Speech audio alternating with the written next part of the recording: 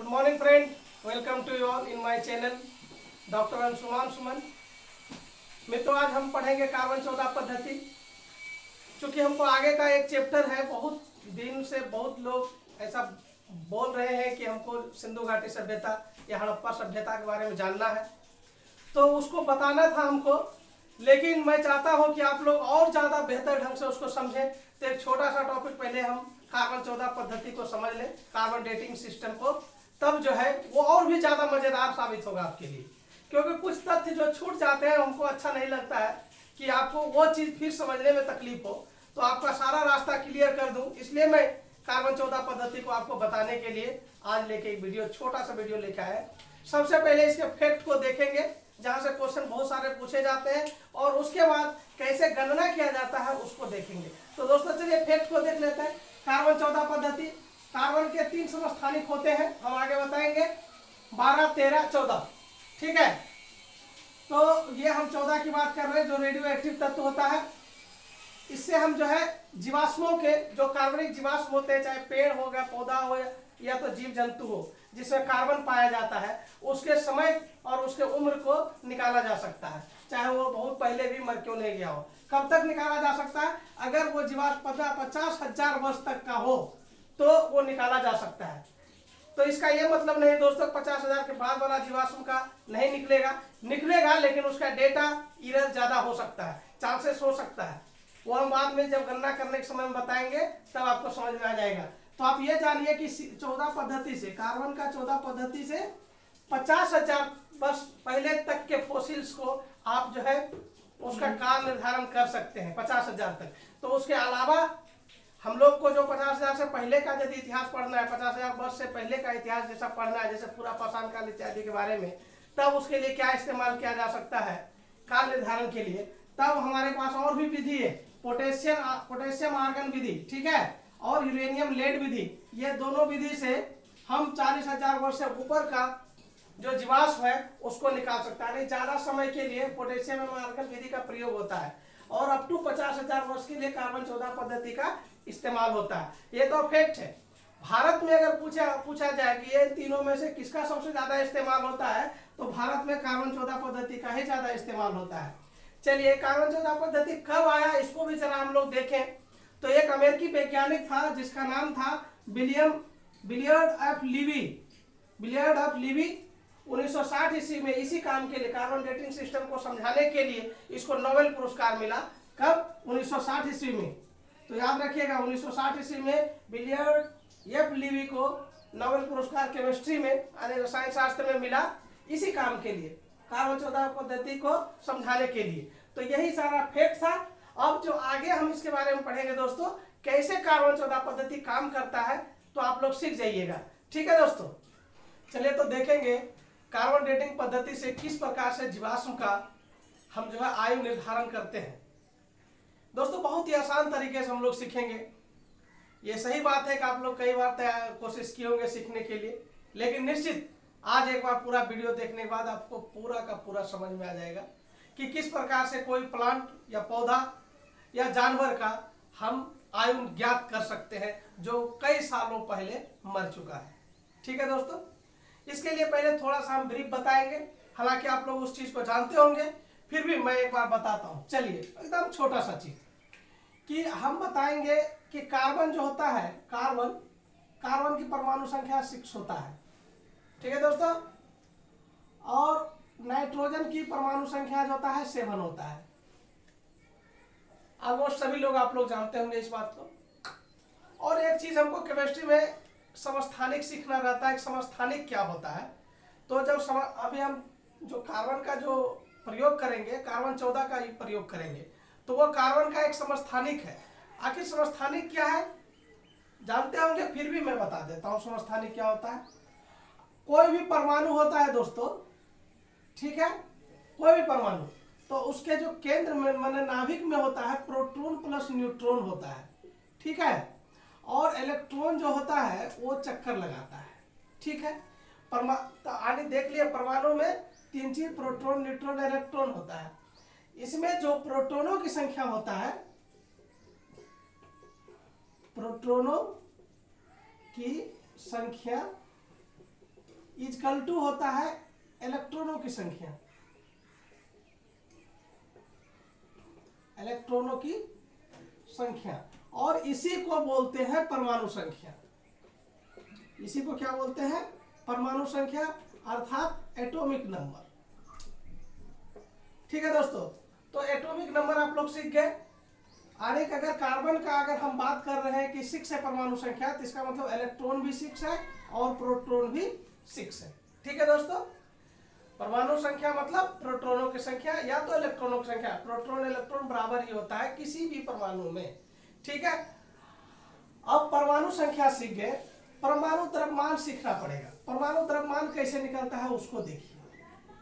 परमाणु द्रव्यमान, ठीक है दोस्तों, परमाणु द्रव्यमान होता है प्रोटॉनों की संख्या प्लस न्यूट्रॉनों की संख्या, P + N परमाणु द्रव्यमान होता है। तो मान कर चलिए कि अगर आपको हम सिखाएं कि अगर कार्बन का परमाणु द्रव्यमान कैसे, तो देखिए कार्बन का जो 3 समस्थानिक होता है, एक कार्बन 12, ठीक है दोस्तों, एक कार्बन होता है 13 और एक कार्बन जो भी हम लोग पढ़ रहे हैं ये होता है 14। यानी कि कार्बन का 3 समस्थानिक होता है। कैसे होगा वो देखिए। पहला वाला जैसे हम लोग कार्बन का लेते हैं कि 12, तो इसका मतलब यहाँ पे हुआ कि प्रोटॉन इसमें 6 है और न्यूट्रॉन भी कितना है 6 है, तभी जोड़ करके क्या 12 होता है। ठीक है, ये तो जब अगर 13 होना होगा तो इसका मतलब होगा प्रोटॉन तो 6 ही होगा, न्यूट्रॉन की संख्या बढ़ जाएगा, 7 हो जाएगा। अगर 14 होगा तो पुनः क्या हो जाएगा, प्रोटॉन तो 6 ही रहेगा, न्यूट्रॉन 8 हो जाएगा, यानी 14 हो जाएगा। तो आप ये देख ले परमाणु द्रव्यमान चेंज हो जा रहा है। क्यों चेंज हो रहा है? क्योंकि न्यूट्रॉनों की संख्या क्या होता है, प्लस होता है, ठीक है, या माइनस होता है, तो परमाणु द्रव्यमान संख्या चेंज हो जाता है। दोस्तों यहाँ पे एक चीज आपको हम सीखने के लिए यहाँ पे सिखाने की कोशिश किए हैं कि परमाणु द्रव्यमान संख्या जिसका भिन्न भिन्न होगा और परमाणु संख्या सेम होगा तब उसको कहते हैं समस्थानिक। अब इसी को देखिए हम एग्जाम्पल के रूप में इसी को अगर हम लिख दें स्पष्ट तो आपको और अच्छा से समझ में आ जाएगा। तो जैसे कार्बन का ही हम 3 समस्थानिक की बात किए, एक तो C12 का बात किए, ठीक है, एक C13 का बात किए और एक 14 का बात किए। आप ये देखिए कि ये तीनों आपस में बराबर है, परमाणु संख्या बराबर है, लेकिन परमाणु द्रव्यमान संख्या क्या है, ये 12 बराबर 13 नहीं है, 13 बराबर 14 नहीं है, यानी ये सब आपस में बराबर नहीं है। तो कार्बन का ये समस्थानिक कहा जाता है। तो हम आप अभी क्या सीखे, कार्बन के 3 समस्थानिक सीखे और हम ये भी सीख गए प्रोटॉनों की संख्या इक्वल टू इलेक्ट्रॉनों की संख्या बराबर परमाणु संख्या। यानी परमाणु संख्या जब बराबर होगा, ठीक है, और परमाणु द्रव्यमान अगर भिन्न भिन्न होगा तब उसको समस्थानिक कहते हैं। तो अगर आप लोग से पूछ लेगा कि कार्बन में कितने समस्थानिक है, तो आंसर होगा 3 समस्थानिक होंगे। ठीक है, अब हम क्यों इतना चीज जान रहे थे, अब इसलिए जान रहे थे कि हमको कार्बन 14 के बारे में पढ़ना है। और ये कार्बन 14 जो है ये कार्बन का एक समस्थानिक है और ये कैसा तत्व है, ये रेडियो एक्टिव तत्व है। कैसा तत्व है, रेडियोधर्मी है ये दोस्तों, ये क्या है, रेडियोधर्मी है। अभी आपको हम स्पष्ट करके बताएंगे। तो रेडियोधर्मी और नॉर्मल में क्या अंतर होता है देखिए। अब जो है अब बात करें तो कार्बन जो 6 और कार्बन जो 12 वाला एलिमेंट है और कार्बन 6 और 14, इसी दोनों का कंपेरिजन हम अभी सीखेंगे। ये रेडियोधर्मी होता है, ठीक है दोस्तों, रेडियोधर्मी मतलब रेडियो एक्टिव, इससे इसका क्षय होता है मतलब, लेकिन ये रेडियोधर्मी नहीं है, ठीक है, इसका क्षय नहीं होता है, क्षय बिल्कुल नहीं होता है इसका, लेकिन इसका क्या होगा, क्षय होगा। इसका इस्तेमाल अभी करेंगे, देखिएगा कैसे करते हैं। ठीक है, तो सबसे पहले अब कार्बन डेटिंग पद्धति सीखने के लिए 2 चीज सीख गए कि कार्बन का दो चीज होगा, एक तो कार्बन 12 वाला और एक कार्बन 14 वाला। कार्बन 12 वाला का गुण है कुछ क्षय नहीं होता है जीवाश्म से, लेकिन कार्बन 14 का क्षय होता है जीवाश्म से। इतना सीखना है बस, अभी तक इतना सीखे। अब ये सीखेंगे कि कार्बन 14 का जो है निर्माण बेसिकली होता कैसे है, तब उसके बाद आगे चलेंगे। चलिए देखते हैं, उसका भी हम निर्माण एक बार देखते हैं। बहुत आसानी से सीखेंगे, जो जो सीख रहे हैं बहुत आसानी से सीख रहे हैं। मान लीजिए इन्वायरमेंट है, ये मेरा वातावरण है, ठीक है दोस्तों। वातावरण में ये काफी मॉलिक्यूल्स होते हैं, ठीक है। अब मॉलिक्यूल्स पे जब कॉस्मिक रेज आते हैं, कॉस्मिक रेज आते हैं तो इसमें क्या करता है, मॉलिक्यूल्स पे अटैक करता है। और मॉलिक्यूल्स जो सबसे ज्यादा मॉलिक्यूल्स वातावरण में होता है, तो आप लोग को पता है कि नाइट्रोजन होता है 78%, पता है ना। तो 78% नाइट्रोजन पे वो कॉस्मिक रेज क्या करता है, अटैक करता है। अब देखिए नाइट्रोजन का एक परमाणु है और यहाँ पे प्रोटॉन प्लस क्या है, न्यूट्रॉन है, यहाँ पे इलेक्ट्रॉन है, यहाँ पे अटैक करता है कॉस्मिक किरणें। तो कभी कभार ऐसा होता है कि एक प्रोटॉन को बाहर कर देता है। कितने प्रोटॉन को, एक प्रोटॉन को बाहर कर देता है। अब आप आसानी से समझिए कि ये नाइट्रोजन का एलिमेंट था, तो यहाँ पे क्या था, N714 था, यानी कि परमाणु संख्या 7 और द्रव्यमान इसका 14 होता है नाइट्रोजन का। एक प्रोटॉन बाहर कर देगा तो इसका मतलब है प्रोटॉन 6 हो जाएगा और ऊपर में 14 रहेगा, द्रव्यमान पे कोई फर्क नहीं पड़ रहा है। तो अब बताइए ये केस जो होता है परमाणु संख्या 6 वाला, वो तो नाइट्रोजन रहा नहीं, वो तब हो जाएगा कार्बन। तो अब यही ये नाइट्रोजन का एलिमेंट जो है अब कार्बन 14 में बदल जाता है। तो आप एक चीज सीखे कि वायुमंडल में, हमारे पर्यावरण में कार्बन 14 का जो है निर्माण हो सकता है। कैसे हो सकता है ये भी समझ गए, और हम इसका जो है बहुत इंपॉर्टेंट चीज इन लेटर स्टेज, लास्ट स्टेज में बताएंगे।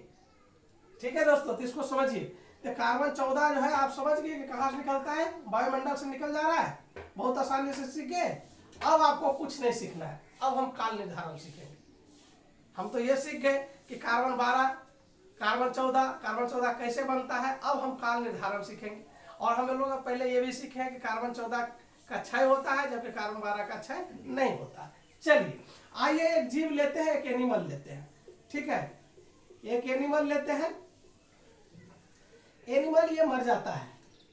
ठीक है दोस्तों, तो इस एनिमल में दो चीज रहेगा। अच्छा चलिए इसके पहले थोड़ा सा एक चीज और बता दूं। एक चीज आप लोग जानिए कि वायुमंडल में कार्बन का दोनों समस्थानिक होता है, C12 और C14। तो उसमें सबसे ज्यादा क्या होगा, C12 होता है और C14 की मात्रा बहुत ही कम होता है। अब आप लोग ये भी जानते हैं कि पौधे जो अपना भोजन करते हैं वो कैसे करते हैं, प्रकाश संश्लेषण के द्वारा कार्बन डाइऑक्साइड को ग्रहण करते हैं। उसका भोजन क्या है पौधे का, कार्बन डाइऑक्साइड। तो जब कार्बन डाइऑक्साइड बनेगा तो देखिए चलिए उसको भी थोड़ा हम क्लियर कर देते हैं। कार्बन डाइऑक्साइड बनेगा तो इसमें दोनों भाग लेंगे, C12 वाला भी और C14 वाला भी। ये दोनों जो से कार्बन डाइऑक्साइड बनेगा वातावरण में, और ये कार्बन डाइऑक्साइड कहाँ जाएगा, प्लांट खाएगा, मतलब पौधा खाएगा। आप देख लीजिए कि अब पौधा में दोनों प्रकार का कार्बन है। समझ में आ रहा है दोस्तों आपको कि जब CO2 बनने की प्रक्रिया होगा तो ये वाला भी C का यूज होगा और ये वाला भी C बनेगा। ये जरूर है कि इसकी मात्रा ज्यादा बनेगा, इसकी मात्रा कम बनेगा, वट एवर इट में भी, लेकिन CO2 में दोनों रहेगा। और वो कहाँ जाएगा, प्लांट में जाएगा, क्योंकि प्लांट खाता है कार्बन डाइऑक्साइड को, वही उसका भोजन है। तब यहाँ पे प्लांट को जो है कोई हिरन खाएगा तो वही मात्रा, यही रेशियो क्या चला जाएगा, हिरन में चला जाएगा। और हिरन को अब लायन खा गया तो लायन में भी यही कार्बन 12 और कार्बन 14 का रेशियो चला जाएगा। अब यहाँ पे एक चीज क्या नया चीज हमको आपको सिखाए, देखिए वातावरण के बाद कहाँ पे, पौधा। ठीक है, पौधा, और उसके बाद कहाँ पे, हिरन, उसके बाद कहाँ पे, सेब। सब में कार्बन 12 और कार्बन 14, सब में कार्बन 12 और कार्बन 14, कार्बन 12 और कार्बन 14, कार्बन 12 और कार्बन 14, सब में रेशियो जो होगा, इसका अनुपात होगा, इक्वल होगा। मान लीजिए अनुपात x है, तो सब में अनुपात x होगा। ये बहुत इंपॉर्टेंट चीज सिखाया आपको कि वातावरण में जो कार्बन 12 का और कार्बन 14 का जो रेशियो होगा वही रेशियो पौधा में भी होगा, क्योंकि वहीं से बनता है और वहीं से वो पौधा खाता है। और पौधा जो खाया, पौधा जो में जो रेशियो है वही रेशियो हिरन में गया, और हिरन को जब शेर खाया वही रेशियो शेर में भी गया। बहुत इंपॉर्टेंट कि यानी कि दोनों का जो रेशियो है, कार्बन 12 और 14 का जो रेशियो है हमेशा इक्वल रहेगा। ठीक है, अब हम आपको यहाँ पे बताएंगे कि कैसे काल निर्धारण होता है। तो चलिए अब काल निर्धारण की तरफ बढ़े, यहाँ तक हम सीख गए। अब आइए कि एक एनिमल है। ठीक है दोस्तों, एक एनिमल है, ये क्या हुआ, ये डेड हो गया, ये एनिमल मर गया। तो मर गया, इसमें तो दोनों प्रकार का कार्बन है, जैसे आपको हम अभी बताए, C12 वाला भी है और C14 वाला भी कार्बन है इसमें। अब क्या होगा, आप ध्यान दीजिए, अब ये होगा कि ये इसकी मात्रा तो स्थिर रहेगी क्योंकि ये तो घटता बढ़ता नहीं है, ये कांस्टेंट रहेगा। ठीक है दोस्तों, लेकिन ये तो इसका तो क्षय होगा क्योंकि ये क्या है, एक रेडियो एक्टिव तत्व है, रेडियोधर्मी है ये, इसका क्षय होगा, उसका क्षय नहीं होगा। ठीक है दोस्तों, अब यहां से आप समझना शुरू करिए, बहुत आसान हो गया होगा आपके लिए, क्योंकि रेडियोधर्मी तत्व का क्षय होता है और इसका क्षय नहीं होता। तो अनेक अगर मृत बॉडी को, जानवर को अगर कई हजार साल भी रख दिया जाए, उसके कंकाल इत्यादि को, तो हड्डी में जो कार्बन 12 की मात्रा है वो हमेशा इक्वल ही रहेगा, लेकिन कार्बन 14 की मात्रा घटते चला जाएगा। ठीक है दोस्तों, कार्बन 14 की मात्रा घटते चला जाएगा। तब क्या करते हैं, जो पुरातत्व वैज्ञानिक होते हैं, कैसे पता करते हैं कि कार्बन 14 की मात्रा को प्राप्त करते हैं, किसी भी रिमेन्स में से, यानी जीवाश्म में से कार्बन 14 की मान को निकाल लेता है और उसकी गणना हो जाती है कि उसका पुराना कितना था। चलिए उसको एक उदाहरण से देखते हैं। आइए उदाहरण ले लेते हैं। जैसे मान लीजिए कि एक जीवाश्म था, ठीक है, एक जीवाश्म था और इसमें ये 200 ग्राम C14 था। ठीक है, अब जो है उसके बाद बहुत साल के बाद इसी जीवाश्म को चेक किया गया, इसके पार्ट्स को लेकर के। ठीक है, अब इस जीवाश्म में 100 ग्राम जो है C14 है। दोस्तों ध्यान दीजिए, यहाँ 200 ग्राम C14 था, यहाँ पे अब घट गया क्योंकि बहुत साल हो गया, अब 100 ग्राम C14 हो गया, यानी कि 200 ग्राम से 100 ग्राम यानी आधा हो गया। इसका जो रेट भी होता है, कार्बन 14 का घटने का जो रेट होता है, आधा होने में एक समय लगता है, इसका हाफ लाइफ का समय है 5730 ईयर्स। ठीक है दोस्तों, तो अब यहां से देखिए सीधा बात हो गया कि जब इसकी मात्रा 100 ग्राम हुआ 200 से, तो वो कितना साल हुआ होगा उसका उम्र, 5730 साल। अब देखिए इसके बाद से अगर कभी फिर मापा गया ही और ये मान लीजिए कि 50 ग्राम हो गया, इसका मतलब है फिर से ये 5730 साल यहाँ फिर लगा इसको आने के, आधा होने में इसको कार्बन की जो मात्रा है उसको आधा होने में उसको 5730 वर्ष लग जाता है। इसी प्रकार से एकदम अंतिम चरण में भी चले जाइए तो क्या होगा कि उसकी मात्रा को ज्ञात कर लेते हैं और उसके अनुपात में कार्बन 12 को हम देख लेते हैं। कार्बन 12 की रेशियो क्या है, कार्बन 12 तो उतना ही रहेगा ऑटोमेटिकली, और ये घटते चला जाएगा। तो जितना कार्बन की मात्रा कम होते चले जाएगा उसकी आयु क्या होगा, उतना ही ज्यादा होते चले जाएगा, क्योंकि कार्बन की मात्रा कम होने का मतलब है उसका आयु बढ़ रहा है।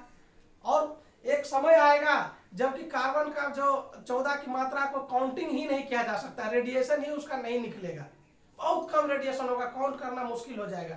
तब उसके बाद से जो है वो कहते हैं कि 14 पद्धति से उसके बाद काल निर्धारण नहीं होता है। इसीलिए जनरली हम लोग क्या पढ़ते हैं कि 50,000 साल तक ही मतलब कार्बन 14 पद्धति से हम जो है जीवाश्मों का आयु ज्ञात कर सकते हैं, उसके बाद नहीं। उसका कारण बस यही है कि इसका जो है लास्ट तक जाते जाते रेडिएशन इतना कम हो जाता है, काउंटिंग ही नहीं हो पाता है।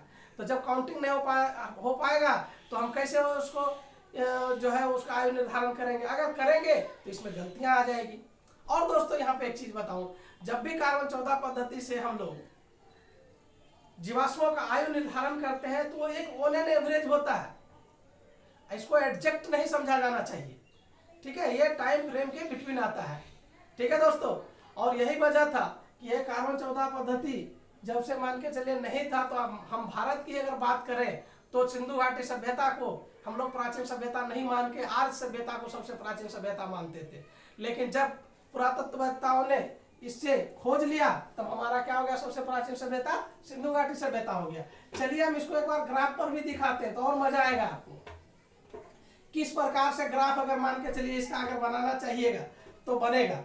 मान लीजिए इस प्रकार से, ठीक है, और यहाँ पे इसकी जीवन जो है, यहाँ पे मान लीजिए 1/8 है तो 1/4 होगा, 1/2 होगा और यहाँ पे 1 है, और 1 में यहाँ पे यहाँ का जो ये वाला लाइन जो जाएगा ये CO2 जाएगा, सॉरी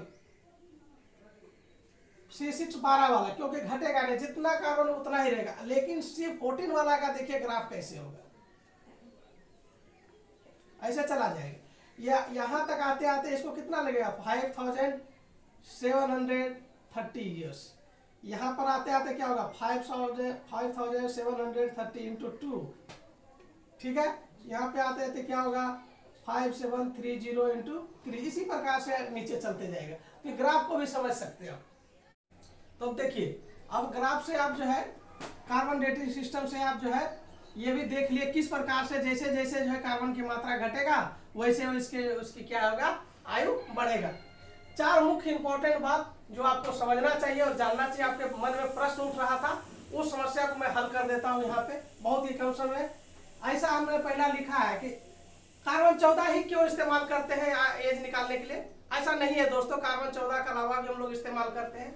आप लोग को पहले हम बता चुके हैं किस प्रकार से यूरेनियम लेड पद्धति निकालते हैं, ठीक है। पोटेशियम आर्गन पद्धति से निकालते हैं। वो किसके लिए, क्योंकि उसका क्षय जो है, रेट जो है, बीटा डिकेज होता है, वो ज्यादा मतलब समय लेता है, मतलब क्षय होना धीरे धीरे क्षय होता है वो दोस्तों, इसीलिए वो लंबा समय के लिए निकाला जाता है। उससे आपको बताए थे 40,000 या 50,000 से ऊपर का अगर निकालना है जीवाश्म का आयु, तो उसमें ये कार्बन 14 पद्धति इस्तेमाल नहीं होगा, क्योंकि लास्ट तक जाते जाते इसका क्या होता है, मतलब रेडिएशन और इसकी मात्रा इतना कम हो जाता है, काउंटिंग करना मुश्किल हो जाता है, ठीक है। इसको समझे।